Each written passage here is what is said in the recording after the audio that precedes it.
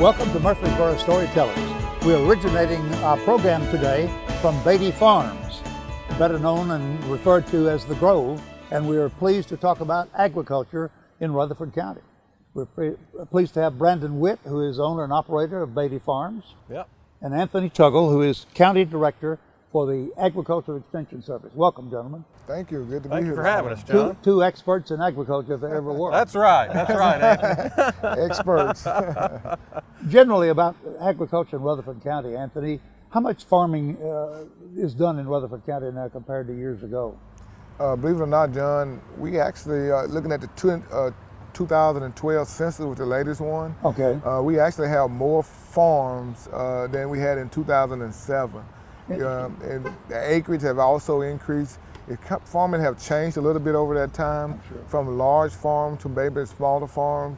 Typically about average of small farms, about 5 acres on the average. But we are seeing more things be more diversified. From in the past, you see large farm, large row crop, corn, cotton, soybean, and beef cattle production. And now we see more operations like Brandon here to kind of diversify with different operations, not only grow corn, soybean, cotton, some of those things, but to use some of the horticultural crops, strawberry, blueberries, blackberries. So we're seeing a lot of different things, and even vegetables and things like that have been on the rise. So farmers have changed quite a bit when we think about it. I can imagine. As far as more smaller farms, are they dividing some of the larger farms up into smaller farms, or we're putting more land into farming? Well, around that's interesting because when we look at Rutherford County, I kind of like to call it a suburbanite type city. Obviously, we're going to have a little smaller type farm, but on the outskirts around the county, we're seeing a kind of a combination of some of those. Typically, not uncommon, we see a farm that maybe have 5 acre with a house in the middle and have some horses, some cows, some goats, and possibly some sheep. So it's kind of a combination of some of the larger ones, and some of the row crop ones are getting a little bit larger as well. Yeah, I think it's very, like Anthony says, you use the term farm very generously.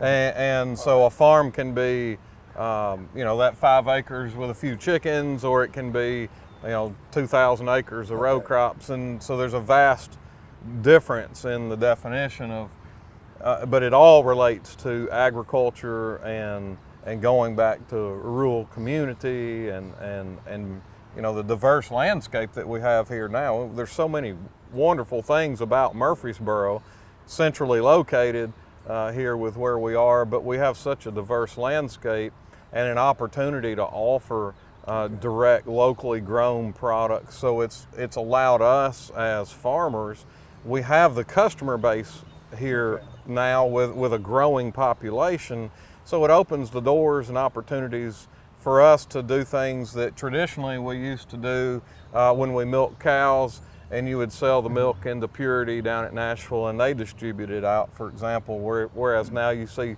farms going more direct sales because we have the customer base right here in our back door. And so that's provided a nice opportunity for our community to get more involved in agriculture and to see and to understand and watch things grow here locally, and for us as farmers to be able to communicate and have that dialect with that consumer on a daily basis.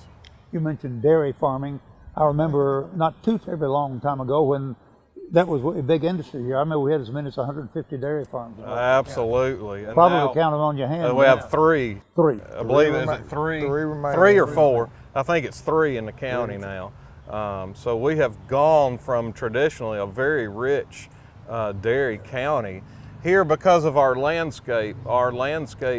We don't have really large fields to do the traditional row crops and type things here. We have some bigger farms, but our landscape, our traditional farm size here historically is a 100 to 150 acre farm here, and that suited itself very well, the landscape and the land usage to raise and to milk cows, somewhere in that 40 to 75 to 100 cow range you could support on a farm that size. But it's kind of that industry itself has changed dramatically over the years. Technology has also changed, where you have to have the large acreage to actually produce so many crops.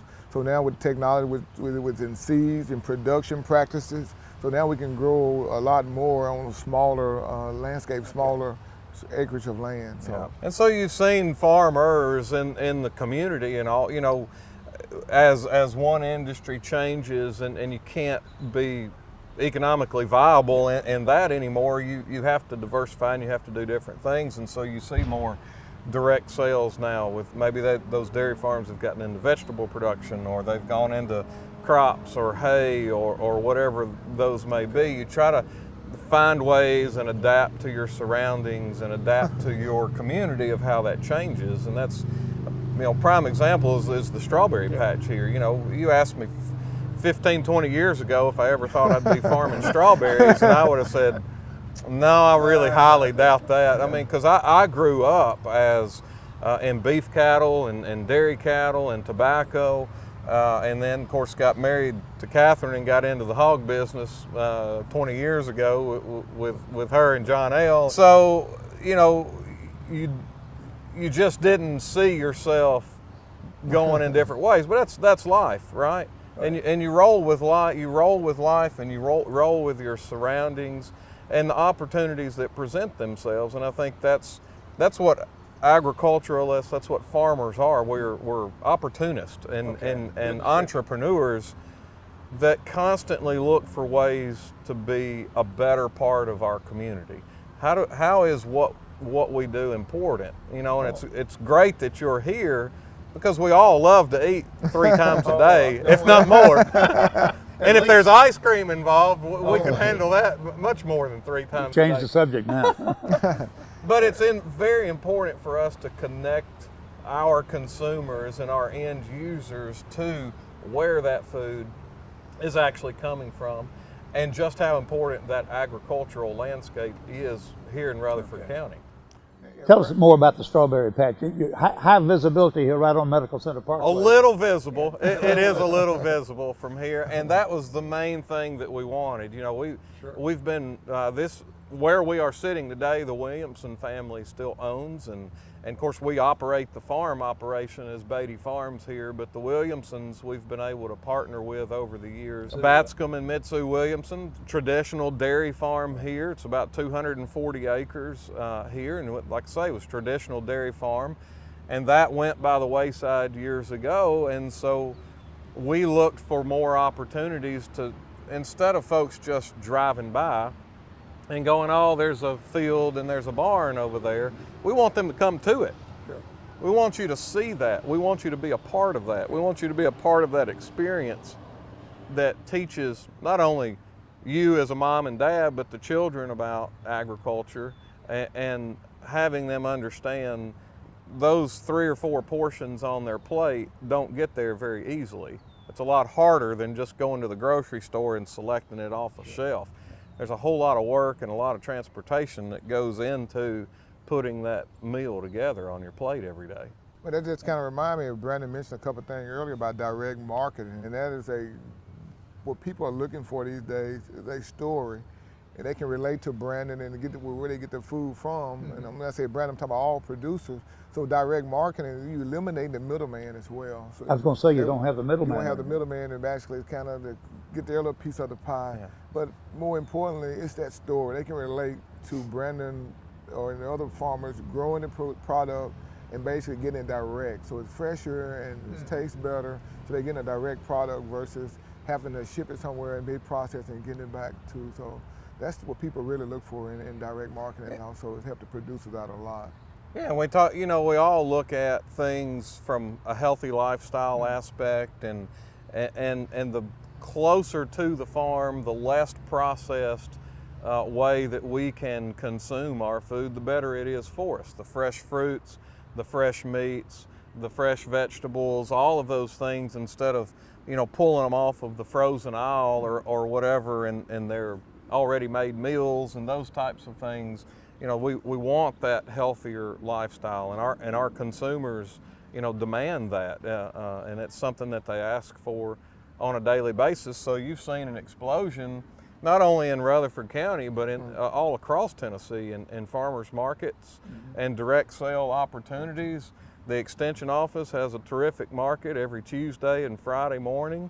And then we have a market on the square up on Saturday mornings here. And so we've got a few other markets scattered out across the county as well. So there's a great opportunity for folks to find locally grown fresh produce and meat products and what have you right here in your community, basically on a daily basis. Yeah, I think we have, in some fashion, we have like 5 different types of farmers market here. We have the one at the Ag Center, we have the one on the square, MTSU does a small one as well. And then we got one in Smyrna, and we have 2 Smyrna's market, Laverne has a market. Oh, do they really? And Las Casas Feed Supply out in Las Casas has a market as well. So you're seeing opportunities for all pockets of our population everywhere, and I think we need to continue to expand those things, not only to help agriculture, but food in general creates a better sense of community. We're all connected by that pork chop or ribeye or strawberry because we all have a connection and an appreciation for those things, and so the more that we can do to connect and to have that face-to-face conversation. We're a society of telephones and staring at the shiny screen these days, but the more of this dialogue that we can have together, the better off we are and the better our community is going to survive and thrive into the next generations and years to come. Another good thing about agriculture and farming, they're not competitive like a lot of industries. Farmers are willing to help each other out with different situations in the enterprise. So they more of a community within themselves to basically to help everyone else. So they all network together and work together to supply a safe, healthy food supply. So there's not a lot of competition like we see in a lot of other industries to say. So they really is one community themselves. It really help and produce. I'm sure Brandon get calls from other producers and ask questions and different things like that. We network, we talk about the technology and all these days, but it's wonderful. I was having a problem with some technology on the planter the other day. And so we talk about all this technology and the planter that we use to plant our corn and soybeans and sunflowers and row crops, the wheat and the barley and different things. It's all very technical based. And so I was having a communication problem between a GPS signal and how it was relaying that information to the planter, and some of the row cutoffs and things weren't working correctly. So I was able to hop on, and instead of calling the dealer, I have a network of friends and was able to hop on and go, hey, this is what I'm seeing in the field. Can anybody help diagnose this problem? And sure enough, Jason shot me back a message and said, hey, have you checked this? And I was able to go fix a problem. You do that through Facebook? Do that through Facebook. Yeah, we actually have a Facebook page called Farm Hats, and it's based on all the many different hats that a farmer wears. Okay. We have to be soil scientists, we have to be plumbers, we have to be electricians, we have to be all these mechanics and all these different things. And so our Farm Hats Facebook page is really devoted to showing the day in the life of a farmer, because so many things change, and you have to do so many different things throughout the day to get through the day to be productive. And so we created that page about 4 or 5 years ago, and it's many farmers all across the country that are on the page, and we hope that other folks, non-agricultural people, will follow that page, because it's very interesting to see when you have farmers from Uruguay and farmers from Iowa and a farmer from Tennessee and all over the world, where we're communicating and sharing a message of how our crops and things are grown. The technology is wonderful, but it doesn't replace this face-to-face conversation, does it? What about preparation? Anybody wants to get into agriculture or farming, what should they pursue? How should they go about getting an education, if you will? I've farmed all my life. I'm fixing to turn 40 years old and farmed all my life. And you may think, well, I've been in it since I was, knee high. Yeah. And I've seen a lot and I've done a lot over the years, but I'm still constantly learning. That's what I try to teach my employees too, that are recent graduates out of college. School's not over once we get out of college, once we get out of high school. life in general itself is a constant learning process. We have to continue learning, but we rely so heavily on our resources through UT Extension, which UT Extension, many folks don't, University of Tennessee is our land grant university here in Tennessee. And so we have county offices in almost all 95 all counties. 95, All 95 all counties. 95 counties. We have an extension office that we can go to get and learn material on anything from beekeeping to vegetable production to row crops to how do we store our hay to make sure that we don't burn our hay barns down. And you know, there's just a world of information, and it's staffed in all 95 counties to be able to go and to help diagnose problems, look at, you know, tree diseases and why is my grass not growing, and all. You get hit with all kinds of questions. It is a lot of different things that we involve with for the education, and they change a lot, and that's why we still exist, because you can get on Google and find anything, but it may not be accurate information. All our information is research-based information, so we have research going throughout the state, throughout the country, and we network with other extension agents across the country as well by providing the research, and the researchers do the research. They relay the information to extension agent, and we relay it to producers like Brandon. Okay. But also, with that said, you asked a question about how do a new person get involved in farming. It's such a large industry. It's just a lot of conversation to find out what are they interested in, what do they want to do. But we actually, the universities have started a new farmer academy to basically kind of bring them on, to kind of show them the broad spectrum of farming. Is that to kind online? of introduce them. No, it's a face-to-face. It's a Okay. face-to-face program. I believe it's several weeks. I'm not sure exactly how many weeks. Okay, yeah. But basically get them a kind of an introductory start to farming. And that way they can kind of decide on which enterprise or farming they want to kind of pursue. That's really important, because so you have graduates or folks that get out of high school and say, I want to go farm. And that's terrific. We've got to have people continuing to grow our food. You know, our average age of a farmer in this country is 62 years old. I wonder. And so we have a very aging population within farming. Our farmers make up less than 2% of the entire population of the United States. So you take the entire population, at less than 2% are the people that are actually growing your food. Now there's many, many more involved in the processing and the handling and the logistics and all of that stuff, but less than 2% of our population actually grows the food that we consume on a daily basis, and that average age is 62.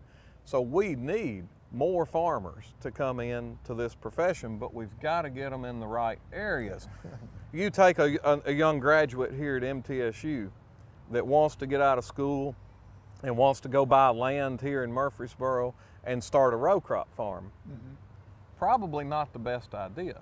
Most likely not. Because we have to educate those new coming on farmers. One, land is extremely expensive here, and land is not readily available here.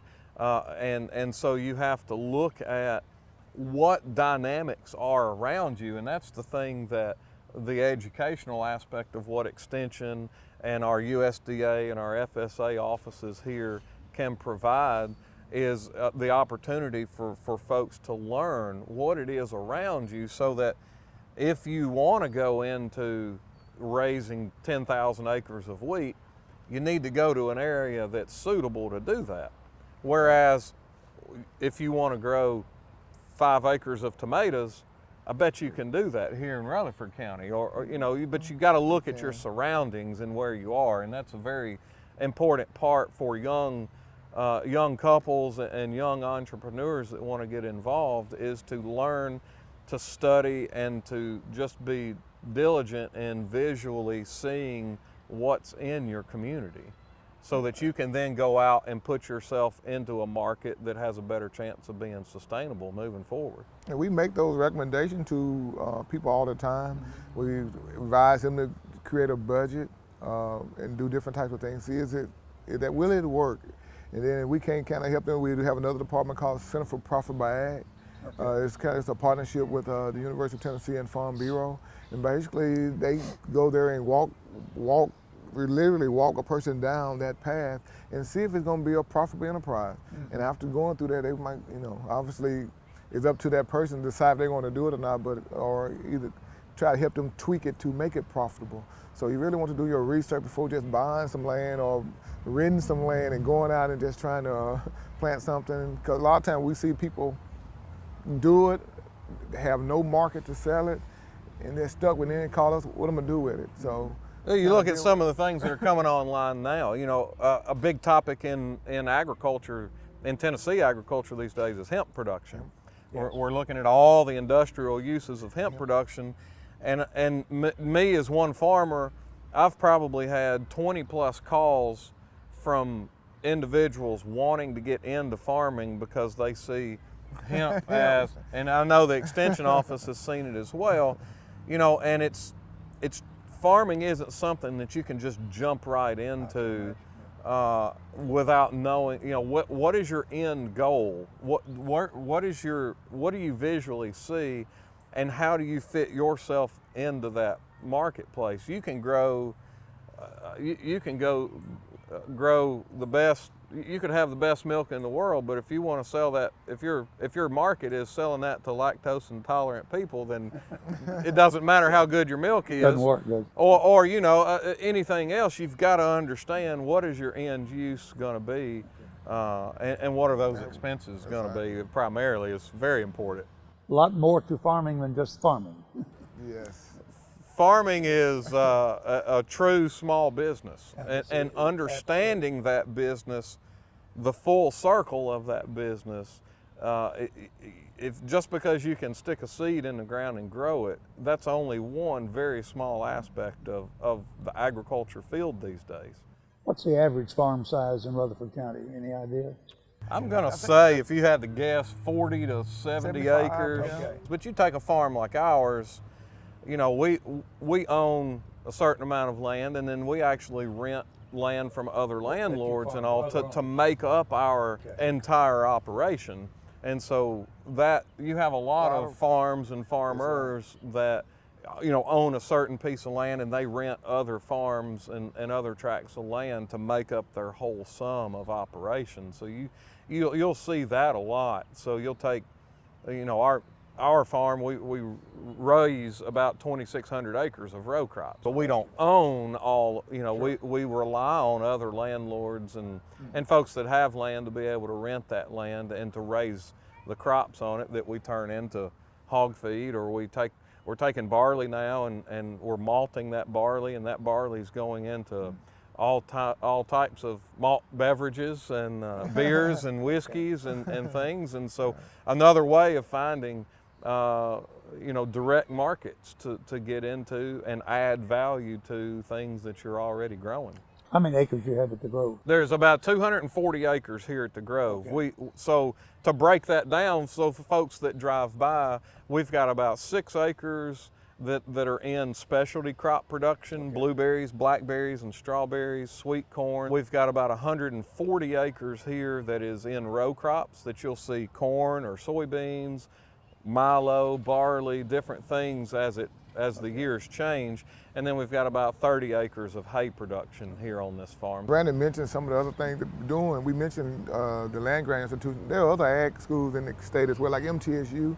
They've doing some research with some fermentation type things as well. So we work with them at the extension office in growing grapes, and they're doing different types of things like that, even other types of fruit. So Absolutely. Other universities are doing some diversification things in ag as well, and we work well with them as well. So I didn't want to kind of mention them. See, we're already in Murfreesboro. Absolutely. So you want to do mention MTSU. They got a great dairy program. Exactly. MTSU agriculture is better today than it's been in many years. They're doing so many things, and the combination of that fermentation science program within agriculture is adding it's an added value piece to agriculture, to where they're working with and educating students to go out into the food and the beverage industry, and to be able to take those skills and relay them to the farm and the agriculture piece, but be able to take it and go into the manufacturing world also. Okay. So we see a lot of those, even like the different departments at all the university. or have interdisciplinary like ag working with food and health campus department. So we see a lot of different types of things tying to agriculture. Agriculture kind of really touched the whole university, the whole campus over a period of time. So we see a lot more of those type of programs as well. You know, I know we're going to have to get off here. Thank you for the opportunity to showcase agriculture and to share with our community and with our customers about where that food's coming from and just what all goes into the thought process of getting that safe and reliable food to everybody's dinner table on a daily basis. On next month's episode of Murfreesboro Storytellers, we visit with Chief Mike Boyne of the Murfreesboro Police Department at the new police headquarters. We asked Chief Boyne about his career at MPD and his goals for the department.